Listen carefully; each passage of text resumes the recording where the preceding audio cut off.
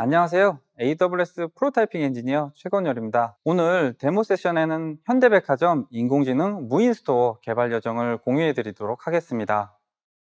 아마 AWS의 프로타이핑 엔지니어가 좀 생소하실 수도 있는데요. 저희 AWS 프로타이핑 프로그램은 AWS 개발자와 고객 개발자가 한 팀이 되어 데브옵스와 애자일 기반으로 도전적이고 혁신적인 제품을 개발하거나 또는 현대적 어플리케이션 개발 방식을 적용시켜 상용화 시점을 앞당겨 들고 있습니다.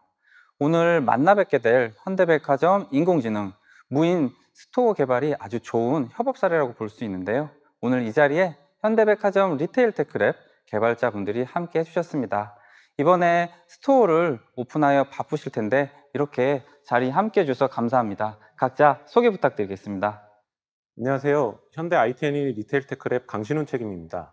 저는 회사 내 전문 연구 조직인 리테일 테크랩에서 머신러닝, 인공지능 및 각종 리테일 테크 전반에 걸친 기술들을 연구하고 구축하는 역할을 맡고 있습니다. 안녕하세요. 현대 IT&E 전략기획팀 박윤진 선임입니다. 저는 AWS와 전략적 협력협약 체결부터 지금까지 리테일 테크랩과 함께 해왔는데요. 리테일 테크랩 연구를 지원하는 역할을 맡고 있습니다. 현대 IT&E는 현대백화점 그룹의 IT 전문회사로 계열사 시스템, 인프라 운영은 물론 IT 기술 연구를 통해 계열사 비즈니스를 지원하고 있습니다. 오늘은 현대백화점에 적용된 미래형 유통 매장에 대해 소개해드리려고 합니다. 기술 소개에 앞서 AWS와 함께 구현한 미래형 매장을 둘러볼까요?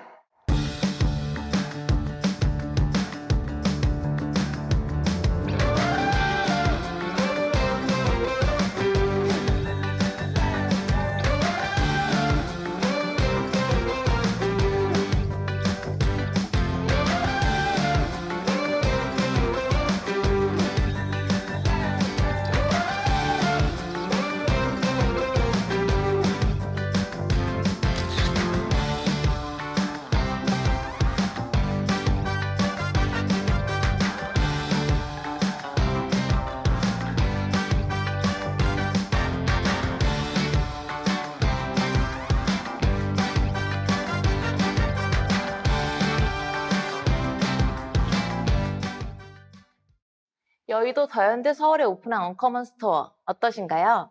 언커먼 스토어는 국내 최초로 아마존 웹서비스 기반의 응용 기술과 인공지능, 머신러닝 등 자체 연구한 기술을 바탕으로 구현한 현대백화점의 자동 결제 매장입니다. 오픈까지 약 3년간 현대 IT&E와 AWS 프로토타이핑 팀이 함께 준비해 주셨는데요. 책임님, 그 생생했던 경험담을 간략하게 들어주시겠어요? 리테일 테크랩은 2018년 말부터 연구를 진행했습니다. 책상이 작은 매대부터 진행하여 비즈니스 로직을 구체화하고 관련 기술들을 연구, 개발하기 시작했고, 그로부터 약 반년 후 온프레미스상의 시범 매장을 구축하고 임직원들을 대상으로 POC를 진행하였습니다. 이후 AWS 프로토타이핑 팀과 함께 클라우드 환경으로 전환을 시작하고 상시 테스트 매장을 사옥 내 오픈하였습니다.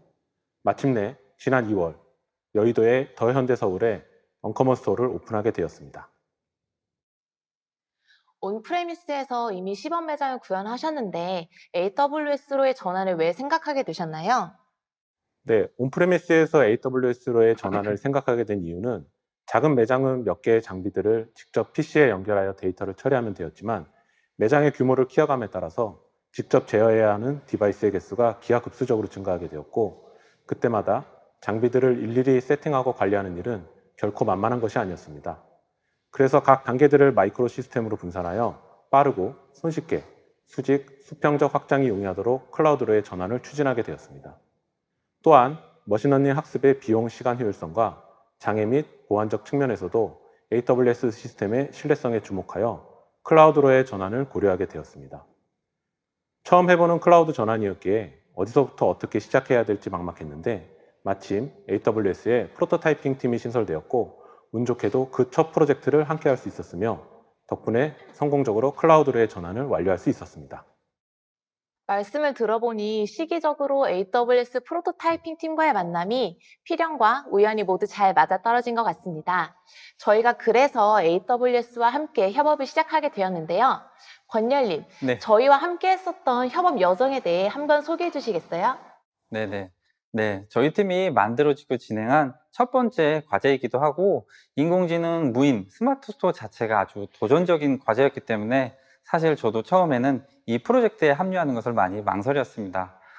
대내적으로 이런 부정적인 질문도 참 많았고요. 하지만 사실 이와 같이 혁신적이고 도전적인 프로젝트일수록 프로타이핑이 매우 중요한 길잡이가 됩니다. 특히 현대 개발자분들께서 많은 열정을 갖고 준비를 해오셨기 때문에 오히려 프로젝트 합류에는 더 편한 마음으로 프로타이핑을 진행할 수 있었던 것 같습니다. 자, 그러면 막연했던 것들을 저희가 어떻게 구체적으로 해결해 나가는지 한번 설명드려 볼까 합니다. 책임님께서 말씀해 주신 것처럼 모델 자체를 개발하는 것도 힘들고 이를 지속적으로 성능을 유지하는 것도 쉽지 않습니다. 또 이런저런 모델을 실제 비즈니스 유지 케이스에 적용하는 게 쉽지 않습니다. 일반적으로 AIML을 비즈니스에 적용할 때 이와 같은 어려움에 직면하게 됩니다. 먼저 실효성과 불확실성 측면에서 보면 인공지능 기반 서비스들이 얼마나 비즈니스에 임팩트를 줄 수 있는지, 그리고 얼마나 정확한 예측을 던져줄 수 있는지 확신하기가 쉽지 않습니다. 또 복잡성과 반복성 측면에서 보면 인공지능 특성상 기술적으로 내부 과정이 매우 복잡하고 수십 번 또는 수백 번의 반복을 거쳐야 합니다. 끝으로 확장성과 신뢰성 측면에서 보면 아무리 좋은 머신러닝 모델이라도 운영 측면에서 이를 뒷받침하지 못하면 성공적으로 이어지기가 쉽지 않습니다. 실제 이번 무인 스토어에도 여러 어려움들이 있었습니다. 실효성과 불확실성 측면에서는 이와 같은 다양한 컴퓨터 비전 기반 모델들의 정확성을 보장해야 했고, 복잡성과 반복성 측면에서는 데이터 수집부터 배포까지의 단계를 빠르게 자동화할 수 있어야 했습니다.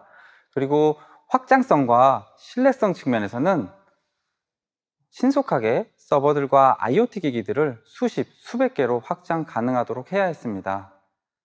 그래서 여럿이 함께 이렇게 복잡하고 어려운 문제를 해결하려면 좀 더 검증된 실용적인 프랙티스를 적용하여 성공의 확률을 높일 수 있는데요.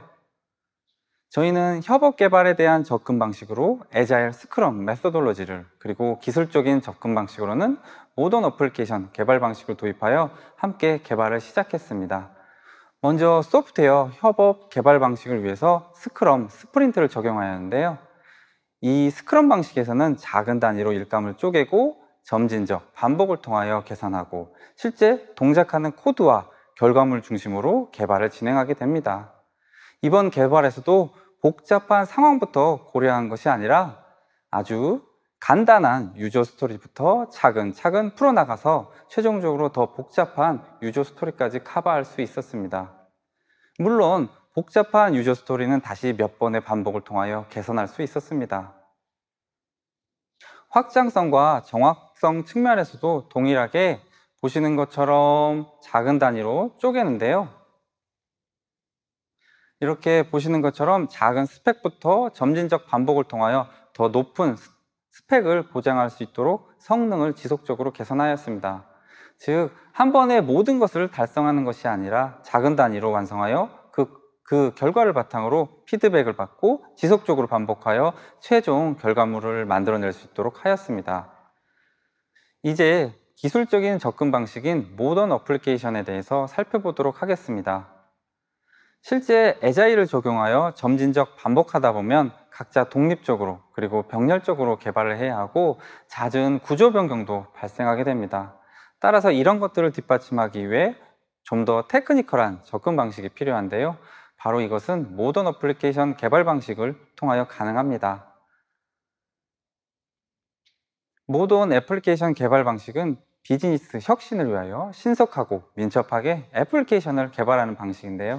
애플리케이션 개발 초기 단계에서부터 클라우드 친화적으로 설계하고 개발 및 운영하는 그런 어프로치입니다. 이를 통하여 민첩성은 높이고 리스크를 최소화하여 혁신을 안정적으로 가속화할 수 있게 됩니다. 좀 더 구체적으로 모던 어플리케이션 개발 방식을 알아보면 아키텍처 측면에서는 작은 독립 배포가 가능한 마이크로 서비스로 개발하여 잦은 변경에도 빠르게 배포할 수 있도록 해야 합니다. 소프트웨어 전달 측면에서는 코드로 클라우드 리소스를 관리하는 ISC, 자동화된 배포 파이프라인인 CI/CD, 자동화된 머신러닝, 학습 배포 파이프라인인 MLOps 파이프라인 등을 갖춰서 빠르고 안전하게 유지 보수할 수 있어야 합니다. 데이터 측면에서는 데이터의 결합을 해제하여 각 마이크로 서비스가 각자 용도에 맞도록 데이터베이스나 스토리지를 운영할 수 있도록 해야 합니다. 운영 측면에서는 가능한 한 서버리스 서비스를 최대한 활용하여 비즈니스 로직에 집중할 수 있도록 해야 합니다. 보안 측면에서는 보안적 요구사항이 소프트웨어 개발 라이프 사이클의 모든 과정에 걸쳐 긴밀하게 통합될 수 있도록 체계적인 가드레일을 구축해야 합니다. 한번 적용 사례를 보실 텐데요. 이번 프로젝트에서도 아키텍처 측면에서는 스택 단위로 개발 및 배포하였습니다. 소프트웨어 전달 측면에서는 IAC, CI/CD, 그리고 MLOps 파이프라인 등을 구성하여 클라우드 리소스에 대한 표준화를 진행하였습니다. 데이터 측면에서는 각 스택들이 용도에 맞게 S3, 키네시스 비디오 스트림, 그리고 데이터 스트림, RDS, 다이나모DB를 자유롭게 선택할 수 있도록 하였습니다. 그리고 운영 측면에서는 람다와 ECS 같은 서버리스와 컨테이너 서비스를 최대한 활용하여 서버 세팅 및 유지 보수에 대한 부담을 최소화하도록 하였습니다. 보안 측면에서는 다양한 대내외적인 보안을 위하여 IAM, 시크릿 매니저, 와프, 코그니토 등을 적용하였습니다. 이와 같은 베스트 프랙티스를 최대한 적용하여 프로젝트 초기에 아주 작은 기능들이 스택 단위로 구현이 되었습니다. 이렇게 점진적 반복을 거듭하고 수십 번의 아키텍처 변경을 통하여 기능들을 개선해 나갈 수 있었습니다. 이제 최종적으로 다음 그림과 같이 수십 개의 스택들로 마이크로 서비스들이 최종적으로 구성되었고 중간에 파라미터 스토어를 통하여 서로 간에 직접적인 디펜던시를 갖지 않도록 하였습니다. 예를 들어 센서 인제스터 스택을 들여다보면 그 안에 다시 이렇게 독립적인 서버리스 기반의 모듈로 구현되어 있습니다. 다른 스택들도 마찬가지로 최대한 서버리스, 완전관리형 서비스를 최대한 활용하여 서버 관리를 최소화하였는데 각 서비스별로 독립적인 데이터베이스나 데이터베이스를 사용하도록 하였습니다. 예를 들어 머신러닝을 위하여 세이지메이커, 각종 기기들을 관리하기 위하여 IoT 코어, 카메라로부터의 영상 취득을 위하여 키네시스 비디오 스트림, 그리고 로그성 데이터 수집을 위하여 다이나모DB 등을 적절히 적재적소에 적용하였습니다. 이와 같은 클라우드 기반 아키텍처를 통하여 확장성, 유연성, 유지보수성, 그리고 보안성까지 높일 수 있었습니다. 네, 권열님, AWS 프로토타이핑 팀과의 협업 여정을 구체적으로 설명해 주셔서 감사합니다. 단순히 AWS 클라우드 사용법을 코칭하는 수준이 아니라 다양한 베스트 프랙티스를 기반으로 설계부터 개발까지 저희가 함께했던 여정이 참 인상 깊게 다가왔습니다. 책임님, 그러면 저희가 무인스토어의 비즈니스 유스 케이스들을 개발하기 위해 조금 중점을 뒀던 기술들은 무엇이 있었을까요? 네, 저희가 연구 개발하면서 중점적으로 중요한 포인트는 누가 무엇을 구매 또는 반납했는가였습니다. 먼저 고객이 매장에 입장해서 퇴장할 때까지 고객의 동선을 추적하고 물건을 구매한 고객이 과연 누구인지 판단하기 위해서는 고객을 각각 마킹하고 추적하는 기술이 필요했습니다. 카메라에 보이는 고객을 디텍팅하고 해당 고객의 아이디에 따라서 이동 경로를 트래킹하기 위해서 머신러닝을 연구하기 시작했는데 여기에는 수많은 허들들이 존재했었습니다. 그중 대표적인 허들들을 어떻게 극복하고 해결했는지 설명을 드리도록 하겠습니다. 사람을 찾고 추적하기 위해 수많은 기술 및 알고리즘들을 연구했지만 모두 고질적으로 사람의 폐색에 대한 문제를 내포하고 있었습니다. 고객의 아이디를 잘 따라가다가도 서로 사람의 동선이 겹치면 종종 아이디가 바뀌는 문제가 발생하였습니다. 이는 매우 위험한 문제를 야기할 수 있는 이슈였으며 이를 극복하기 위해 저희는 기존 카메라 외에 수직으로 내려다보는 탑뷰 각도를 통해 최대한 사람이 폐색될 수 없는 추적 환경을 구축하기로 방향성을 수립하였습니다.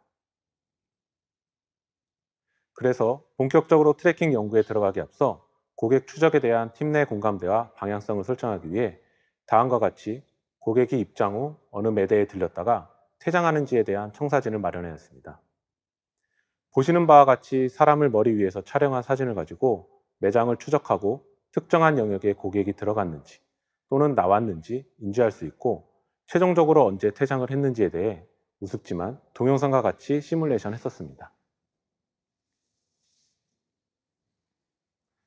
하지만 실제 머신러닝 학습을 시작하려고 보니 오픈된 공용 데이터셋들은 대부분 정면에 대한 데이터셋들이었기 때문에 당사의 카메라 각도에서는 종종 사람을 찾지 못하는 문제가 발생했습니다. 그래서 당사에 필요한 탑뷰용 데이터셋 확보에 주력했으며 당사 매장에서만 사람을 잘 찾으면 됐기 때문에 의도적으로 매장에 오버피팅 되도록 하여 정확도 향상을 꾀하였습니다. 대량의 탑뷰 데이터셋을 라벨링하고 학습하고 부족한 부분을 다시 데이터셋 확보하여 학습하는 반복적인 업무가 과정되었고 효과적인 학습을 위해 프로토타이핑 팀과 함께 세이지메이커, 그라운드 트루스, 스텝 펑션 등을 이용한 MLOps 파이프라인을 개발하여 라벨링만 끝나면 학습부터 엔더포인트 배포까지 원클릭에 마무리되는 효율적인 학습 시스템을 확보함으로써 업무의 부담을 크게 절감할 수 있었습니다. 네, 책임님 잘 들었습니다. 혹시 폐색 현상에 따른 문제점 해결 말고도 또 다른 문제점은 없었나요? 트래킹 성능의 확보에서 중요했던 두 번째 허들은 바로 초당 프레임의 확보였습니다. 딥소트와 같이 칼만 필터가 기본으로 되는 트래킹 알고리즘을 사용할 때는 가속도에 따른 객체 추적 실패를 방지하기 위해 최소 13에서 15프레임이 필요하다는 것을 알아내게 되었습니다. GPU를 장착한 온프레미스 장비에서는 당사의 로직을 초당 11프레임 이상 처리하기 어려웠기 때문에 개선이 절실했고, 그러기 위해 영상의 입력부터 최종 데이터화까지 모든 단계를 세분화하여 구성하고자 했습니다. 그렇게 디텍팅, 트래킹, 데이터 아카이빙 등 각각의 단계들을 하나의 구성 요소로 세분화하고 각 구성 요소들 간의 데이터 이동은 키네시스 비디오 스트림, 데이터 스트림을 활용하여 분산 전달하였고, 최종적으로 생성된 데이터는 다이나모DB를 통해 타임스텝별 싱크를 맞출 수 있는 하나의 분산 처리 아키텍처를 구축하였습니다. 이를 통해 카메라가 추가될 때마다 손쉽게 수평적 확장이 가능하였고, 수십 대의 카메라에서 나오는 영상을 초당 15프레임씩 처리하여 데이터 레이크에 저장함으로써 이러한 문제를 해결할 수 있게 되었습니다. 속도를 확보했음에도 가끔 고객의 아이디를 잃어버리는 것 때문에 책임님이 깊게 고민하셨던 모습이 떠오르는데요. 혹시 추가로 어떤 연구를 통해서 지금의 사람을 찾는 것에 대한 정확도를 높이실 수 있었나요? 일정 부분 폐색도 해결하고 속도도 해결했지만 여전히 트래킹 도중 아이디를 잃거나 서로 바뀌는 경우가 발생했습니다. 이는 실제 매장 구현 시 다른 사람에게 결제가 이루어질 수도 있는 매우 큰 문제였기 때문에 즉시 추가적인 연구에 몰두해야 했습니다. 그래서 새로운 머신러닝 분야인 사람 재인식 알고리즘을 연구하였고, 이를 통해 더욱 정확한 추적 기술을 확보할 수 있었습니다. 하지만 사람 재인식 기술은 추론 비용이 매우 큰 알고리즘으로 매 프레임마다 사람을 재인식하면 초당 15프레임을 유지하기 어려웠기 때문에 비즈니스 로직을 추가하여 이를 해결하고자 했습니다. 오른쪽 그림에서 보시는 바와 같이 사람이 서로 겹치지 않을 때는 일반적인 트래킹 알고리즘이 매우 정확하게 아이디를 유지하지만, 서로 사람이 겹칠 때는 정확도가 떨어지기 때문에 사람의 중심으로 원을 그려 각각의 원이 서로 겹쳤다가 떨어질 때 사람 재인식을 통해 고객의 아이디를 다시 조정하는 프로세스를 추가했습니다. 이를 통해 저희는 기존 트래킹 프로세스 대비 매우 높은 정확도의 고객 추적 시스템을 구축할 수 있었습니다. 책임님께서 다양한 머신러닝 접근 방식에 대해서 말씀해 주셨는데요. 그렇다면 권열님, 이를 좀 더 체계적으로 클라우드에서 해결할 때 저희가 고려해야 될 것들이 있을까요? 네, 머신러닝 기반의 서비스를 개발하는 데 있어 소프트웨어 개발자, 머신러닝 개발자, 그리고 운영 담당자 간의 협업이 매우 중요합니다. 기본적으로 서로 간의 인풋, 아웃풋으로 연결되어 있기도 하지만 더 중요한 것은 머신러닝의 한계점을 소프트웨어가 로직으로 도와주고 소프트웨어 로직은 다시 클라우드 인프라가 도와줄 수 있기 때문입니다. 앞서 책임님께서 사람인식, 재인식 과정을 언급해 주셨는데 그 부분이 아주 좋은 예라고 볼 수 있습니다. 따라서 이와 같은 MLOps가 최근 들어 많은 관심을 받고 있는데요. 이 MLOps는 AML 기반 애플리케이션과 서비스를 빠른 속도로 제공할 수 있도록 조직의 역량을 향상시키는 문화 및 철학, 그리고 프랙티스 및 접근 방식, 그리고 도구 및 툴의 조합인데요. 저는 개인적으로 저희가 이런 면에서 아주 성숙된 결합을 보여줬기 때문에 짧은 기간에도 가시적인 성과를 낼 수 있었다고 생각합니다. 좀 더 자세히 살펴보면 MLOps의 당사자들 간의 유기적인 협업을 위하여 컬처, 프랙티스, 인프라 관련된 역량을 향상시켜야 되는데 이번 프로젝트를 진행하면서 각, ML, 데브, 옵스 롤에 대한 사일로도 당연히 없었고 모두 오너십을 갖고 집단지성으로 지속적으로 개인의 역량도 끌어올리고 동시에 성능도 끌어올릴 수 있었다고 생각합니다. 또한 애자일과 모던 어플리케이션 개발 방식을 적용하여 프랙티스도 고도화하였고요. AWS의 아주 다양한 서비스들을 활용하여 구현의 속도도 높일 수 있었습니다. 특히 AML의 복잡성과 반복성 때문에 역시 클라우드에서의 MLOps가 필수적이었습니다. 특히 저희가 CDK를 활용하여 ML, Dev, Ops 협업을 하였는데요. 보시는 디렉토리가 CDK 프로젝트입니다. 먼저 코드스 디렉토리의 소프트웨어 로직 담당자는 람다나 컨테이너에 넣을 소스 코드를 구현합니다. 그리고 인프라 디렉토리의 클라우드 운영자는 클라우드 배포 최소 단위 스택들을 구현합니다. 또 모델스 디렉토리에는 머신러닝 담당자가 각 모델에 대한 추론, 학습, 자동화 코드를 구현합니다. 끝으로 이들 간의 협업은 컨피그레이션 파일을 통하여 즉 모델 위치나 모델 파라미터, 배포 관련된 인프라 속성들을 여기에 컨피그를 통하여 커뮤니케이션하면 서로 유기적으로 협업이 가능하여 개발 속도를 높일 수 있습니다. 이제 모던 어플리케이션 개발 방식을 한번 구체적으로 MLOps에 적용해 보도록 하겠습니다. 먼저 머신러닝 워크플로우에 있는 각 과정들을 MS의 관점으로 이렇게 잘게 쪼갭니다. 데이터 수집은 데이터 용량 및 운영에 대한 부담을 최소화할 수 있도록 서버리스 기반의 데이터베이스나 스토리지를 선택합니다. S3, 다이나모DB, 키네시스 데이터 스트림이 그 예입니다. 데이터 ETL 또한 데이터 용량 및 컴퓨팅 리소스에 대한 부담을 최소화할 수 있도록 세이지메이커의 랭글러와 프로세싱 잡, 그리고 글루나 아테나 등을 선택할 수 있습니다. 그리고 불규칙적으로 반복되는 모델 학습 또한 완전 관리형이나 컨테이너 서비스들을 최대한 활용하여 환경 셋업에 대한 부담을 최소화하여 운영 부담을 최소화합니다. 세이지메이커의 트레이닝 잡, 하이퍼 파라미터 튜닝 잡이 대표적인 예입니다. 그리고 모델에 대한 배포, 관리, 모니터링 또한 서버리스들을 최대한 활용하여 로직에 집중할 수 있도록 하고 운영에 대한 부담을 최소화해야 합니다. 이와 같은 클라우드 리소스들에 대한 구성 및 배포는 프로그래밍으로 클라우드 리소스를 모델링 및 배포가 가능한 CDK를 활용하고 이런 일련의 과정들을 자동화, 코디네이션 하기 위해 코드 파이프라인과 스텝 펑션스를 최대한 활용합니다. 끝으로 AML 서비스의 성능을 보장하기 위해 데이터 수집부터 학습까지 모든 일련의 과정을 MLOps 파이픈으로 구축하여 안정성과 신속성을 보장할 수 있도록 합니다. 이 MLOps 파이프라인은 다시 3개의 파이프라인으로 세분화할 수 있습니다. 데이터를 준비하는 데이터 파이프라인, 그리고 모델을 빌드하고 학습하는 트레이닝 파이프라인, 그리고 끝으로 모델을 배포하고 관리하는 서빙 파이프라인입니다. 여기서 데이터 수집이 얼마나 빠르게 모델 배포로 이어지는가가 아주 중요한 키포인트입니다. 실제 이번에 적용된 MLOps 파이프라인을 여기서 보시면 데이터 파이프라인에서는 S3에 데이터를 수집합니다. 그리고 세이지메이커 그라운드 트루스를 통하여 레이블링합니다. 모델에 대한 트레이닝은 트레이닝 파이프라인에서 ECS 컨테이너를 이용하여 학습에 필요한 데이터를 선별하고 세이지메이커, 파이썬 SDK를 이용하여 학습을 트리거시킵니다. 그 결과는 최종적으로 세이지메이커 모델을 통하여 아카이빙 되는데 이 과정은 모두 스텝 펑션스를 통하여 자동화됩니다.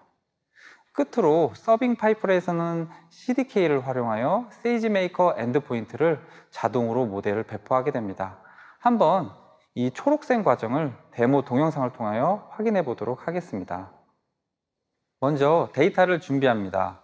S3에 이렇게 영상 파일들이 수집되어 있고 이 영상 파일들의 위치를 JSON 라인 파일로 사전에 준비합니다.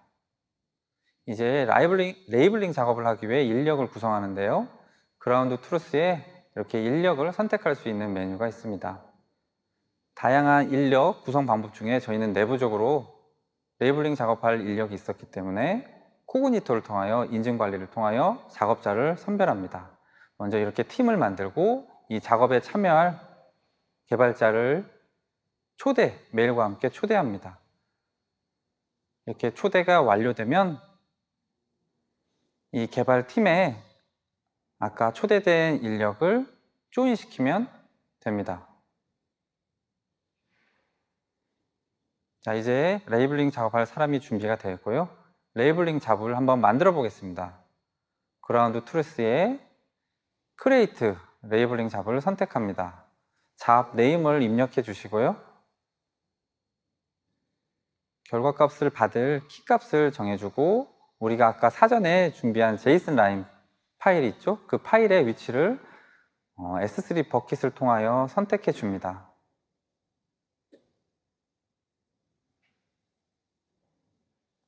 그리고 레이블링된 결과물들이 저장될 위치 또한 S3 버킷에서 선택해 줍니다. 그리고 그라운드 트루스가 S3 버킷에 접근할 수 있도록 권한 작업을 실행해 줍니다. 그리고 다양한 그라운드 트루스 작업이 있지만 우리는 이미지에 바운딩 박스 작업을 선택합니다. 네, 그리고 이 페이지에서는 구체적으로 레이블링 할 사람들의 작업 명세를 상세하게 설명해 줍니다. 그리고 오브젝트 딕테이션 할 객체들의 이름을 적어주고요. 최종적으로 이 작업에 포함될 인력을 선택해줘서 레이블링 작업 생성을 완료합니다. 생성이 되었고요. 이제 여기에 포함된 인력들을 통하여 레이블링 작업이 시작되게 되는데요. 각 레이블링 작업 인력들은 사전에 별도의 웹페이지를 통하여 레이블링 작업을 시작하게 됩니다.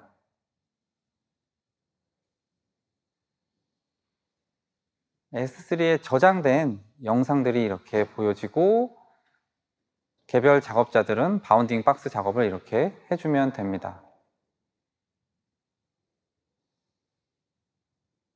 탑뷰를 기준으로 이렇게 작업을 하고요. 몇 번의 작업을 경과하면 다음과 같이 진행이 올라가고 최종적으로 마지막 영상에 대해서 작업을 해줍니다.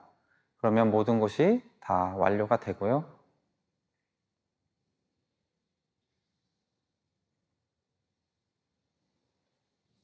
이렇게 작업된 결과물은 S3 버킷에 저장이 됩니다.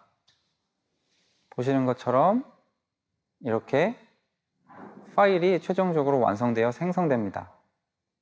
이 파일을 한번 다운로드하여 보도록 하겠습니다. 네, 파일을 다운로드해서 보면 이렇게 박싱 정보가 기입된 것을 확인하실 수 있습니다. 그러면 트레이닝 작업을 한번 트리거 시켜 보겠습니다. 레이블링 된 이 파일을 저희가 카피를 할 겁니다. 사전에 특정 S3 버킷에 이 파일을 카피하면 학습이 되도록 구현이 되어 있는데요. 이 매니페스트 파일의 위치를 선택하고 카피를 하게 됩니다. 그러면 자동적으로 스텝 펑션에 의해서 학습이 시작됩니다. 한번 보실까요? 이렇게 새롭게 러닝이 되고요.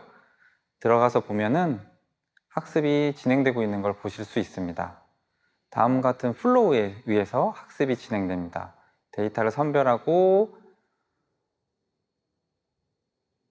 세이지메이커의 학습을 완료시키는 것을 지켜보고 최종적으로 그 결과를 모델로 저장하게 됩니다. 지금은 ECS 타스크에서 작업이 진행되고 있네요. 세이지메이커 하이퍼 파라미터 튜닝 잡에 가보시면 이렇게 작업이 진행되고 있는 걸 확인하실 수 있습니다. 네, 동시에 이렇게 병렬로 여러 개의 잡들이 트리거링 됐고요. 트레이닝 잡에도 보시면 이렇게 학습이 진행 중인 걸 확인하실 수 있습니다. 네, 학습이 완료되었네요. 한번 결과를 확인해 보도록 할까요? 세이지메이커의 하이퍼 파라미터 튜닝 잡에 가보시면 이렇게 학습들이 다 완료된 걸 보실 수 있고 중간에 매트릭이 더 좋아지지 않으면 자동 스탑되게 됩니다. 그리고 트레이닝 잡에 가보시면 이렇게 모든 작업들이 트레이닝이 컴플릿 된 걸 보실 수 있습니다. 그리고 이렇게 스팟 세이지메이커 트레이닝을 이용해서 비용도 절감하실 수 있습니다. 이렇게 학습된 결과는 최종적으로 세이지메이커 모델스에 아카이빙 되고, 이 파일들은 목적에 따라 엔드포인트 또는 배치 잡을 통해서 실시간이나 배치 작업들로 활용하실 수 있습니다. 권열린 설명 덕분에 이제 클라우드를 기반으로 빠르고 안전하게 머신러닝 성능을 개선할 수 있는 MLOps에 대해서 많이 눈을 뜨게 된 것 같습니다. 그렇다면 지금까지 컴퓨터 비전의 기반의 머신러닝으로 사람이 누구인지를 찾는 과정까지 저희가 이야기를 나눠봤는데요. 책임님, 그렇다면 이제 무엇을 샀는지는 저희가 어떻게 알 수 있을까요?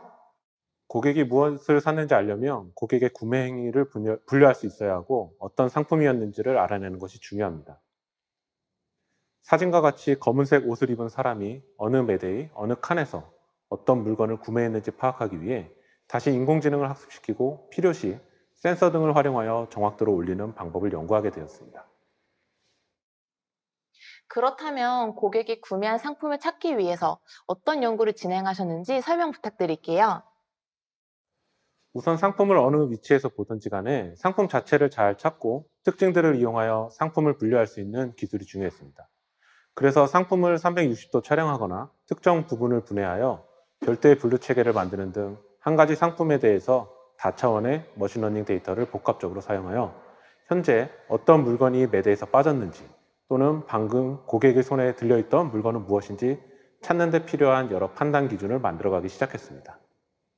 또한 앞서 사람 추적에서도 보셨듯이 하나의 기술만으로는 정확한 판단을 내릴 수가 없습니다.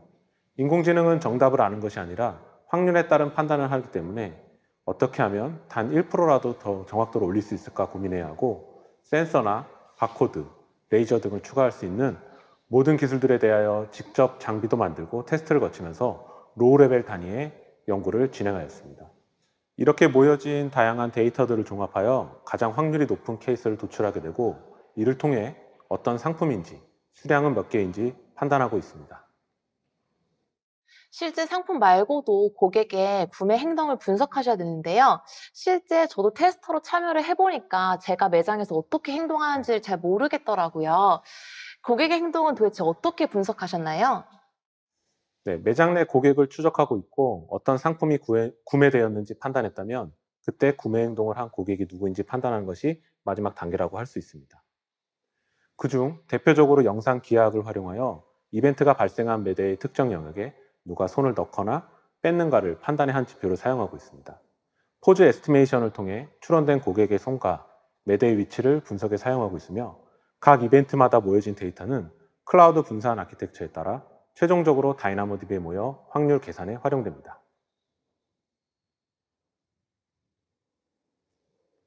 디텍터와 마찬가지로 포즈 역시 탑뷰의 데이터셋이 필요했는데 공개된 데이터셋들은 역시 탑뷰에 적합하지 않았습니다. 또한 이번에는 불행하게도 그라운드 트루스처럼 유용한 툴이 마땅히 없었기 때문에 포즈 라벨링을 할 수 있는 전용 툴을 직접 개발하였고, AWS 세이지메이커에서 활용할 수 있는 포맷으로 아웃풋되도록 커스터마이징 하였습니다. 원하는 아웃풋만 맞춰주면 강력하고 유연한 세이지메이커를 통해 학습하고 엔드포인트 생성까지 완료할 수 있는 MLOps 파이프라인에 바로 적용할 수 있었기 때문에 디텍터와 마찬가지로 효율적으로 당사에 필요한 학습을 진행할 수 있었습니다. 네, 책임님, 개발 여정 콕콕 집어서 자세히 설명해 주셔서 정말 감사합니다. 특히 AWS의 다양한 서비스들을 적재적소에 활용하시면서 필요시 또 직접 만들어서 활용하시는 모습을 보고 저도 옆에서 깜짝깜짝 놀랄 정도로 인상 깊었던 기억이 납니다. 오늘 이런 과정을 통해서 오늘의 언커먼 스토어가 오픈되었다고 생각하니 저도 정말 신기하고 뿌듯합니다. 그리고 감회도 참 새롭군요. 스토어 오픈과 운영으로 바쁘신 와중에 또 이렇게 소중한 시간 내주셔서 정말 감사합니다. 저희가 준비한 내용은 여기까지입니다. 여러분의 소중한 피드백을 기다리고 있습니다. 강연 종료 후 강연 평가 부탁드립니다. 감사합니다.